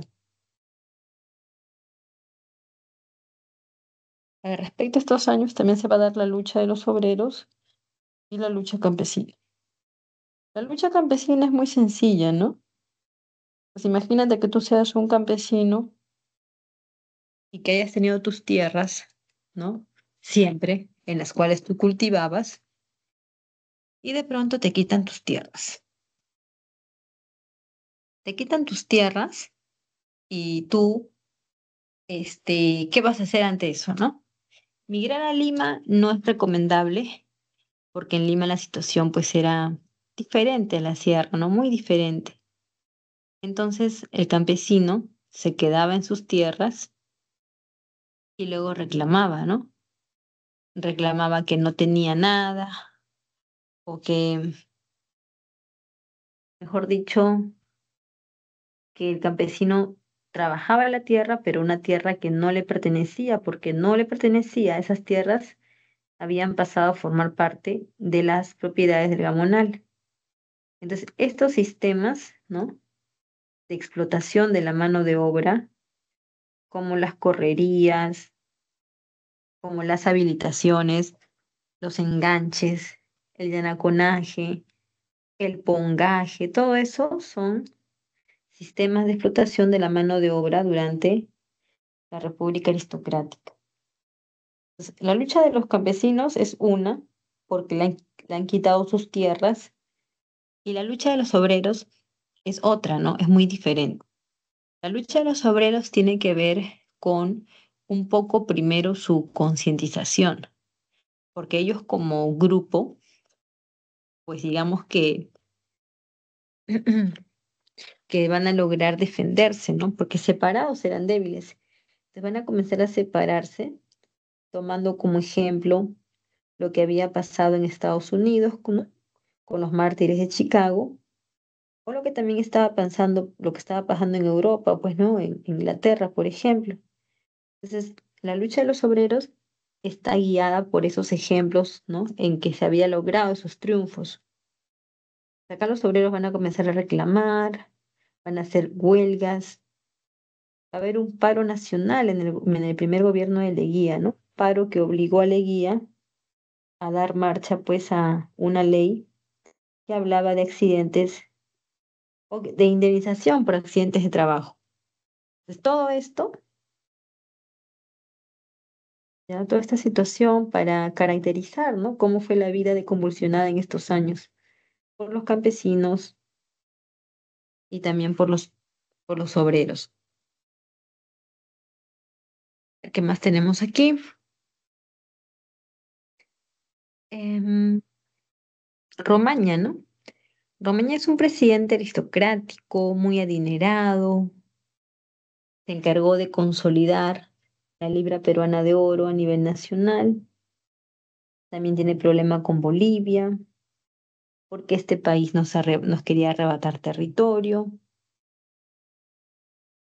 y lo mismo también pasa con Brasil, ¿no? Todas estas tensiones que se vivieron durante esos años. Ahora, en este tratado Osmo Villazón, no se llegó a ningún acuerdo, porque solamente fue pues abordar el problema para dejárselo encargado al presidente de Argentina.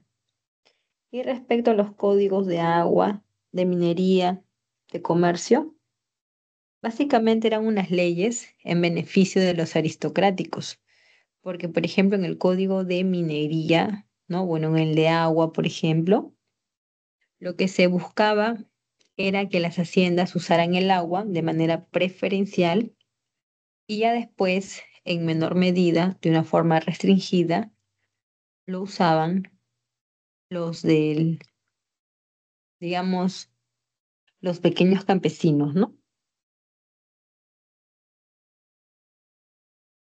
Bueno, entonces ahí tenemos a Romaña y tenemos a Candamo, considerado como el hombre más rico del Perú, pero también pues delicado de salud. Justamente su muerte ya se anunciaba, ¿no? Porque él estaba mal de salud desde antes que llegue a la presidencia.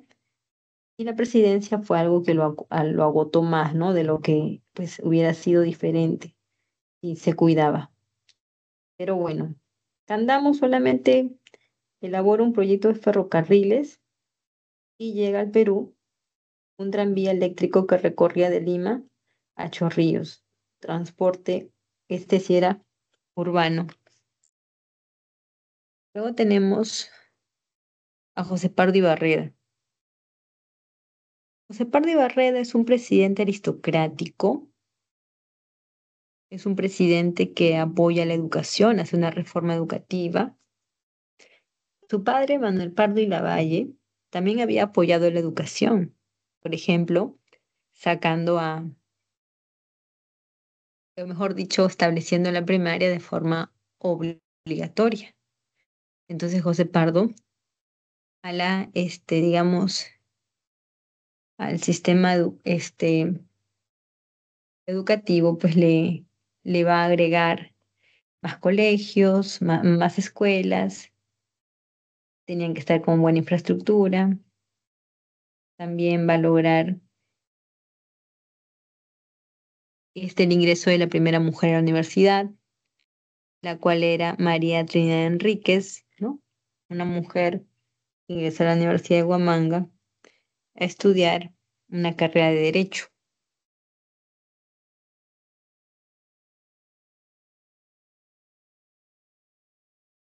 Luego tenemos la primera mujer en la universidad. Bueno, por otro lado, también se dio la Escuela Nacional de Artes y Oficios y hay un problema con los obreros. Los obreros estaban en todo su momento de lucha, ¿ya? Ellos estaban en su lucha y el presidente Barreda le encarga a Matías Manzanilla, le manda traer traer ya, una legislación social, ¿no? El presidente Pardo le pide a Leguía que le haga este, digamos que un proyecto de legislación social, el cual va a llevar el nombre, ¿no? De, de Proyecto Manzanilla, ¿no? En honor a Matías Manzanilla. Este proyecto que Manzanilla había logrado redactar era un proyecto en el cual,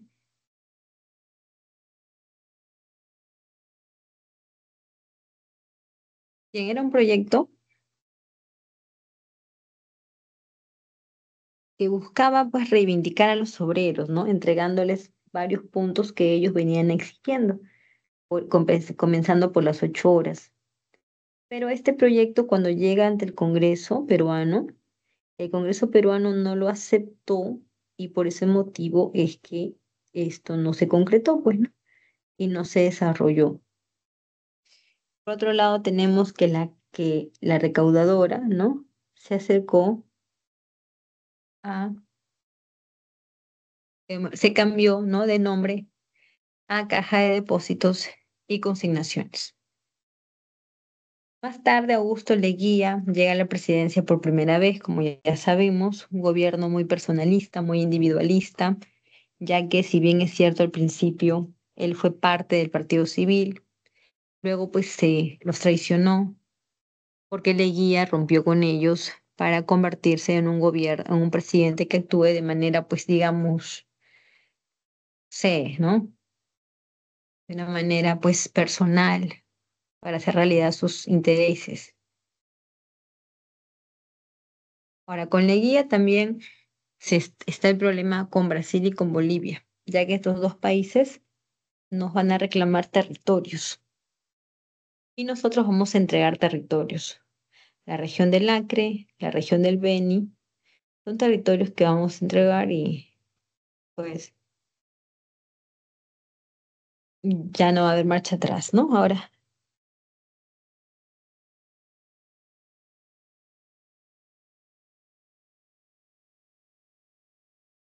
también tenemos la ley de accidentes de trabajo. En el gobierno de Leguía hay un paro nacional que tuvo tantas implicancias económicas que el presidente Augusto Leguía va a impulsar, ¿no? Esta ley donde se establece que si el trabajador sufría un accidente estando en su centro de labores, el empleador tenía que cubrir los gastos de su tratamiento, ¿no? Cura, y también tiene que darle una indemnización, ¿no? En el caso de que el trabajador no pueda seguir trabajando por mutilarse una parte de su cuerpo, de su brazo, mano o pierna. Bueno, entonces el gobierno de Guía termina y tenemos el gobierno de Billinghurst. El gobierno de Billinghurst es un gobierno, pues, digamos que rápido, ¿no? Interrumpido. Solamente fueron 2 años.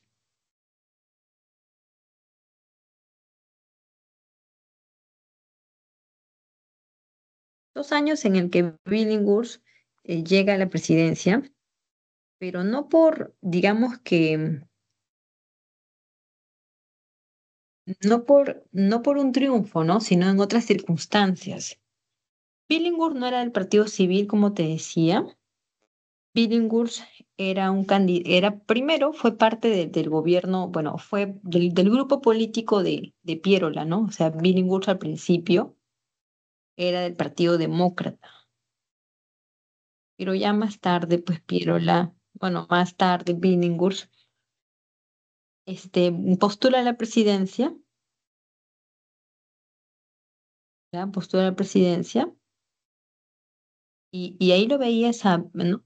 A Billinghurst, ¿no?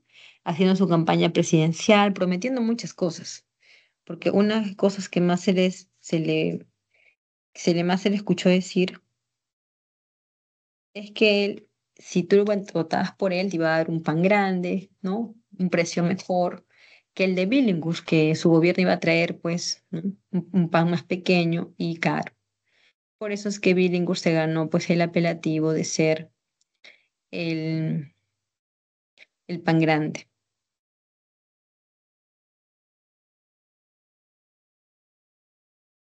También hizo un reglamento para las huelgas para que sean permitidas, ¿no? Porque antes las huelgas estaban prohibidas y donde te encontraban, pues simplemente pues, te apresaban, ¿no? O te perseguían. No había un reglamento de huelgas como tal. Se hace este reglamento con el fin de que esto pueda ser permitido y las personas puedan movilizarse para reclamar lo que exigían, pues, ¿no?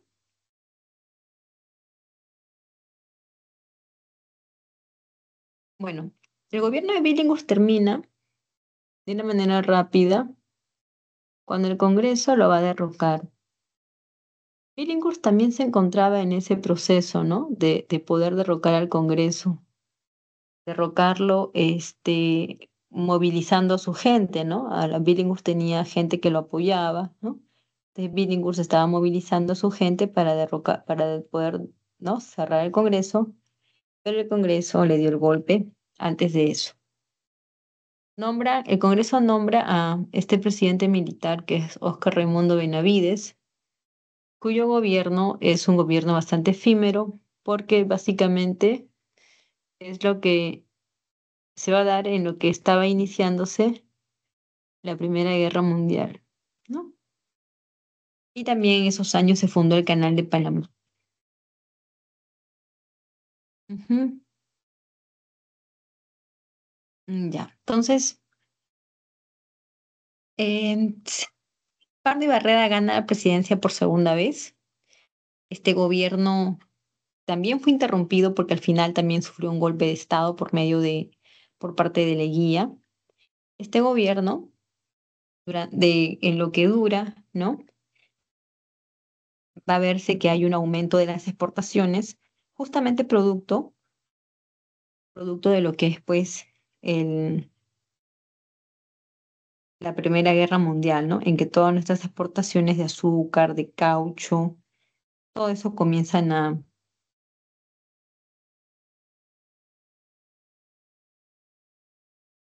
todo comienza eso a venderse más, ¿no? Por el contexto de la guerra. También vemos un problema con Alemania, porque Alemania nos hunde un barco peruano llamado, bueno, llamado Lorto,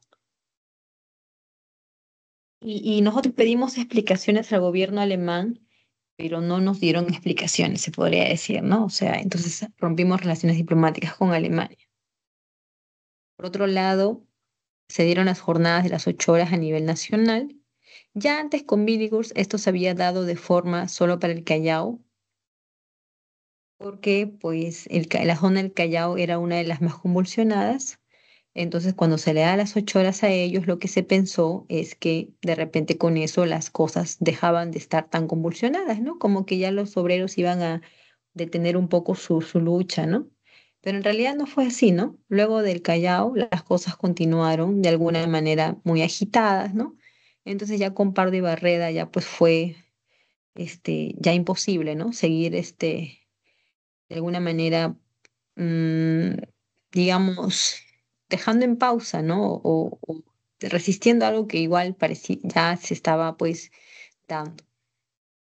También se va a dar se va a reglamentar el trabajo de las mujeres, de los menores de edad y se va a dar el descanso obligatorio dominical. Respecto a lo que es la rebelión de Rumimaki, que está por aquí, Rumimaki era un sargento del ejército, ¿no? Que fue enviado a la zona de Puno, a la zona de Chucuito, y para, pues obviamente como una autoridad. Pero al estar ahí, Rumimaki comenzó pues a involucrarse con los reclamos de la población de ahí, y eso lo llevó a encabezar un levantamiento, ¿no? Un levantamiento en toda la parte de la Sierra Surandina. Obviamente que los móviles, ¿no? Las causas de ese levantamiento eran los abusos, la explotación y sobre todo lo que estaban haciendo los gamonales, ¿no? Que era quitarle la tierra a los indígenas y poner a trabajar a los indígenas en estas tierras, pero que ya no eran de ellos, pues, ¿no? Entonces, vamos a ver que Romy Maki encabeza esta rebelión, pero no tuvo pues un éxito porque las autoridades coloniales, no, coloniales no, sino las autoridades de Lima, el gobierno, le van a llegar a este lugar, van a derrotar, ¿no? A Rumimaki, al cual primero pues le comenzaron a levantar, ¿no? Digamos, acusaciones, ¿no? Como de que él no buscaba pues realmente la defensa de los indígenas, sino que lo que buscaba era desmembrar el territorio peruano, ¿no? Como si él fuera una persona que quería, pues, nuestro territorio dividirlo de una forma milenaria, ¿no? O sea, esas ideas milenaristas, ¿no? Pero no, no era así, ¿no? Entonces, este, o sea, básicamente trataban de relacionarlo como si él quisiera quitar territorio peruano para entregárselo a Bolivia, o sea, como si los intereses de él no fueran en nombre de nosotros, sino más bien para dar beneficio a intereses de Bolivia. Entonces lo relacionaban con eso, para desprestigiarlo, ¿no? Porque lo que Maki quería no era eso, sino más bien él lo que buscaba era ideas, o sea, a buscar apoyo con ideas que iban pues con la defensa de nuestra historia, de lo que significaba para nosotros volver a esas bases, ¿no? Milenarias de cuando éramos un pueblo integrado, ¿no? Donde nos defendíamos. Entonces eso era, pero luego los desprestigian, lo acusan, la lucha pierde fuerza, también los ejércitos que intervienen aquí, entonces van a lograr derrotar a Rumimaki, ¿ya? Entonces lo van a derrotar. Ahí tenemos, ¿no? La noticia que informaba la crónica. Y bueno, y ya lo que viene después es el gobierno de Leguía, que también estábamos explicando, ¿no? Desde el inicio de la clase, ¿no? El gobierno de Leguía, que significó pues poner fin a toda la república aristocrática, que llegó con un golpe de Estado para poder, ¿no? Vencer o un poco anticiparse, ¿no? Al accionar de los civilistas, porque Leguía, si participaba en elecciones democráticas, los civilistas lo iban a bloquear, no le iban a permitir el triunfo de ninguna manera. Entonces, por ese motivo es que Leguía prefirió un golpe de Estado en el cual asegurar su llegada al poder y ya luego controlar todo. Y así fue como resultó, ¿no? Este periodo. Sabemos que Leguía se religió, bueno, ¿cuántas veces? Tres veces, ¿no? Bueno, en el 19, en el 24 y en el 29. ¿Cómo podía reelegirse, no? Si es que la Constitución no mencionaba eso. Básicamente, pues porque él, al controlar el Congreso, ¿no? Porque Leguía controlaba el Congreso, él podía tener injerencia, ¿no? Injerencia para poder cambiar los artículos de la Constitución y así, pues, él lograr reelegirse una y otra vez. Y para eso Leguía a todo un, tenía todo un Congreso sumiso, lo mismo que las instituciones públicas. En ese sentido, pues Leguía tuvo todas esas facultades, ¿no? Para poder tomar el control de todo. Fue un gobierno autoritario, es una dictadura civil como se le ha llamado, ¿no? Y la patria nueva fue el concepto que él utilizó para poder hacer referencia a su régimen, un régimen que, digamos, eh, según él, significaba un rompimiento con lo anterior, que fue la República Aristocrática, que fue una etapa de muchos errores, de mucha convulsión social, donde pues las mayorías no estuvieron representadas, ¿no? Justamente por eso él también en la Constitución de 1920, él menciona, ¿no? Dar reivindicación, ¿no? Legalizar a las comunidades campesinas, por ejemplo, a comunidades indígenas. Entonces, él en su demagogia, ¿no? Con su discurso mencionaba eso, pero en la práctica no logró, no hizo nada tampoco, ¿no? Como bien sabemos. Entonces, el gobierno de ley es eso, ¿no? Significa un rompimiento con lo anterior, apoyarse de las clases medias, más no del partido civil, porque a ellos más bien los va a tratar de neutralizar o discriminar del poder político. Y significó también todo este gobierno una gran dependencia con Estados Unidos, ¿no? A través de los préstamos, inversiones, también a través de tratados que firmamos, ¿no? Como el Tratado de Salomón Lozano, en donde nosotros entregamos territorio a Colombia, el trapecio amazónico, incluido Leticia, y este tratado fue pues por intermediación de Estados Unidos, ya que Estados Unidos años antes le había quitado a Colombia la parte de Panamá. Entonces, de alguna manera, lo que se entiende es que para resarcir lo que Estados Unidos le quitó a Colombia, pues le entregó territorio de nosotros. Entonces, de esa manera es que se explica por qué nosotros entregamos este puerto loretano, ¿no? Que al final nos va a llevar a una guerra con este país, una declaratoria de guerra, ¿no? Más no un desarrollo como tal de guerra. Y al final el gobierno de Leguía, como sabemos, llega a su final por dos causas principalmente. Por toda la corrupción de su régimen, que era algo pues ya bastante público, bastante evidente, ¿no? Todo el gran crecimiento estatal, toda la burocracia, ¿no? Que significó ese gobierno con toda la corrupción que hubo en ello. Y también pues la depresión capitalista, ¿no? Que nos afectó directamente, que nos afectó muchísimo porque esa depresión nos llevó a perder inversiones, a paralizar obras públicas, a la quiebra de bancos, ¿no? Aumento de desempleo, entre otras cosas, ¿no? Muchos problemas sociales, económicos, y ya con eso, más el levantamiento de Sánchez Cerro, pues Leguía termina por caer su gobierno de 11 años y ya finalizar esta etapa del oncenio para dar inicio a lo que se conoce como el tercer militarismo. Entonces, es eso. Y por aquí vamos a dejar la línea de tiempo con las opciones de las claves de esta semana. Ahí tenemos la línea de tiempo con las opciones. Listo, entonces vamos a dejar de compartir para cerrar la clase. A ver dónde estamos. Ya, ya, ya. Listo, entonces ahí dejamos de compartir. Ya está. Listo, gracias. Hasta luego.